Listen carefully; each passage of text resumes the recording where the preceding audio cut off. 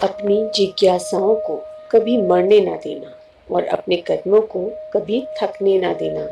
जिंदगी तो नाम ही चलते रहने का है, यूं टूट कर खुद को बिखरने ना देना। माना कि बुराइयां छिपी हैं तुझ में भी और मुझ में भी, माना कि बुराइयां छिपी हैं तुझ में भी और मुझ में भी, पर लोभ क्रोध मोह में खुद को उलझने ना देना।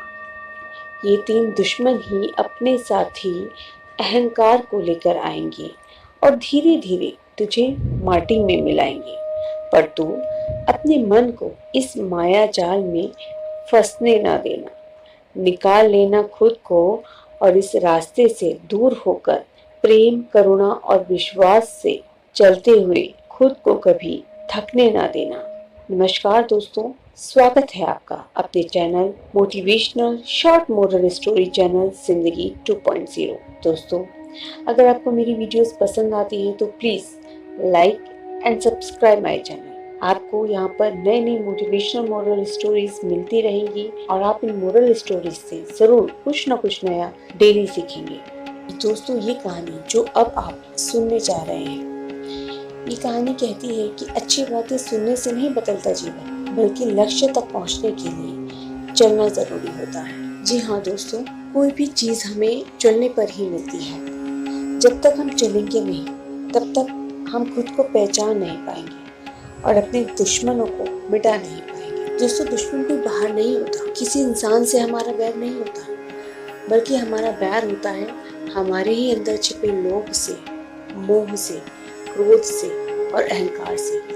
कोई हमें लोभ देता है, हम ले लेते हैं क्योंकि हमारे अंदर लोभ छिपा हुआ है। कोई हमें क्रोध कराता है, हम कर देते हैं क्योंकि हमारे अंदर क्रोध छिपा हुआ है। अहंकार हमारे अंदर बहुत जल्दी आ जाता है। इंसान की जो भी प्रवृत्तियां हैं वो सब में है। हर एक व्यक्ति इन चार चीजों से, लोभ क्रोध मोह और अहंकार से पीड़ित है। तो कैसे, जब हर व्यक्ति एक ही चीज से पीड़ित है तो एक दूसरे का दुश्मन कैसे हो सकता है? हमारे दुश्मन हमारे ही क्रोध लोभ मोह और अहंकार है। बस किसी में ज्यादा होता है और किसी में कम होता है। जिसका ज्यादा होता है वो हम पे हावी हो जाता है, फिर हमारा भी लोभ उससे ज्यादा या हमारा भी अहंकार उससे ज्यादा होने की कोशिश करता है और झगड़ा शुरू हो जाता है। इंसान वही है, इंसान हम भी ठीक है, इंसान सामने वाला भी ठीक है, लेकिन उसका जो अहंकार है वो हमें चुभता है और फिर हमारा अहंकार भी जन्म लेने की कोशिश करता है। तो बस ये कहानी हमें बताती है कि बस यहीं पर हम फंस जाते हैं और हम किस तरह से इन चीज़ों पर ओवरकम कर सकते हैं, इन चीज़ों से जीत सकते हैं। वो हम महात्मा बुद्ध की बहुत ही अच्छे से स्टोरी से सीखेंगे। आइए दोस्तों, कहानी शुरू करते हैं। गौतम बुद्ध रोज अपने शिष्यों को उपदेश देते थे। बुद्ध की ज्ञान की बातें सुनने काफी लोग आते थे। एक व्यक्ति गौतम बुद्ध का प्रवचन सुनने रोज नियम से आता था और उनकी सारी बातें सुनता था। बुद्ध अपने प्रवचनों में क्रोध अहंकार लोभ और शत्रुता छोड़ने की बात कहते थे। बुद्ध के प्रवचनों का सार यही था कि इन बुरी बातों को छोड़े बिना जीवन में शांति नहीं मिल सकती। एक दिन उस व्यक्ति ने गौतम बुद्ध से कहा कि महाराज, मैं रोज नियम से आपके प्रवचन सुन रहा हूँ, लेकिन मुझे कोई लाभ नहीं मिल रहा है। आपकी सारी बातें सच हैं, लेकिन मेरे जीवन में इनसे कोई बदलाव नहीं आ रहा है। बुद्ध ने उस व्यक्ति से पूछा कि तुम कहाँ रहते हो?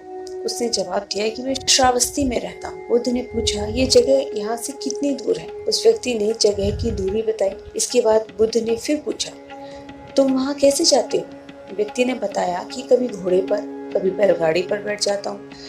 बुद्ध ने फिर पूछा कि तुम्हें वहाँ पहुँचने में कितना समय लगता है? व्यक्ति ने पहुँचने का समय भी बता दिया। इसके बाद गौतम बुद्ध ने एक अंतिम प्रश्न किया कि क्या तुम यहाँ बैठे बैठे ही श्रावस्ती पहुँच सकते हो? इस प्रश्न के जवाब में उस व्यक्ति ने कहा कि गुरुजी, ये कैसे संभव है? इसके लिए तो चलना पड़ेगा, तभी तो मैं वहाँ पहुँच सकता हूँ। बुद्ध बोले कि हम चलकर ही अपने लक्ष्य तक पहुँच सकते हैं। ठीक इसी तरह जब तक हम अच्छी बातों का पालन नहीं करेंगे, उन पर चलेंगे नहीं, तब तक हम पर प्रवचनों का कोई असर नहीं होगा। सिर्फ अच्छी बातें सुनने से हमारा जीवन नहीं बदलता है। हमें प्रवचन को समझना होगा और उन्हें अपने जीवन में अपनाना होगा। व्यक्ति को बुद्ध की बातें समझ आ गई और उस दिन के बाद उसने भी बुद्ध के बताए मार्ग पर चलना शुरू कर दिया।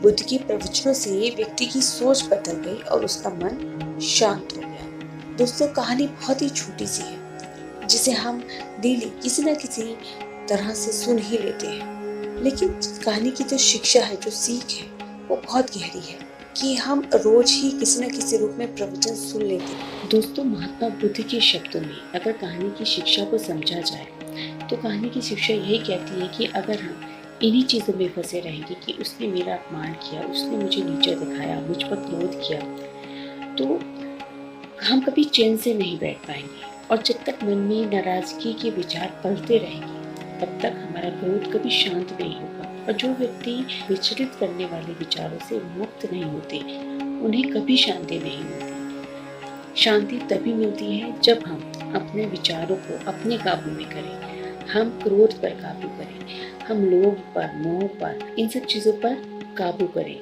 चाहे आप कितने भी पवित्र शब्द बोल लें या पढ़ लें, ये शब्द आपका कुछ भला नहीं करेंगे जब तक आप उन्हें उपयोग में नहीं लाते। उसी तरह से आप कितने भी प्रवचन सुन लें, लेकिन जब तक आप इनको उपयोग में नहीं लाएंगे, आप इन शब्दों की गहराइयों को नहीं समझ पाएंगे। एक समझदार व्यक्ति अपने अंदर की कमियों को उसी तरह से दूर कर लेता है जिस तरह से एक सुनार या एक स्वर्णकार चांदी की अशुद्धियों को चुन चुन कर थोड़ा थोड़ा करके और इसी प्रक्रिया को बार बार दोहराकर दूर कर लेता है।